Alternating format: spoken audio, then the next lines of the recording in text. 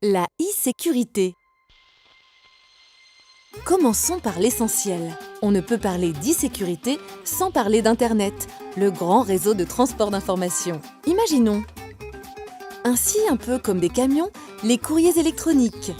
Comme des trains, le transfert de données d'un serveur à votre ordinateur. Et parmi eux, comme des voitures, le web. Il n'est finalement qu'une des applications présentes sur Internet. Oui, mais il représente également la majorité du trafic et il est l'une des principales menaces pour vos appareils ou vos données. Regardons alors pourquoi. Comme de sa voiture, on ne peut se passer totalement du web. Les deux sont pratiques et rapides. Pourtant, le seul fait de les utiliser comporte un risque. Une personne malveillante ou un événement imprévisible peuvent mettre en danger vos données. Dans ce sens, la e-sécurité rassure et améliore la confiance dans le traitement numérique de l'information. Mais la sécurité informatique n'est pas et ne peut pas être parfaite. Dans ce cas, comment avoir confiance? Certains risques peuvent être évités. La e-sécurité se fonde sur deux principes complémentaires, la sûreté et la sécurité.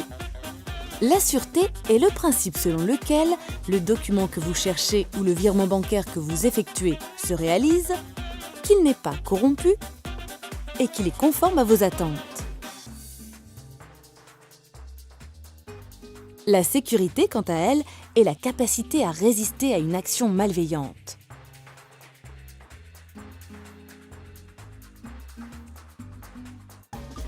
Une fois renforcée, cette sécurité permet la confidentialité et l'intégrité des personnes ou des programmes. On protège son compte avec un code, un mot de passe, on s'assure de l'intégrité d'une page. Il faut savoir que les entreprises y sont confrontées. Alors, comment limiter les risques? Deux axes majeurs sont à exploiter, la surveillance et la protection. Voici quelques pistes. Une sensibilisation du personnel et un changement de comportement sont importants. Tout comme surveiller ses réseaux et ses machines régulièrement grâce à des outils de détection ou alors manuellement.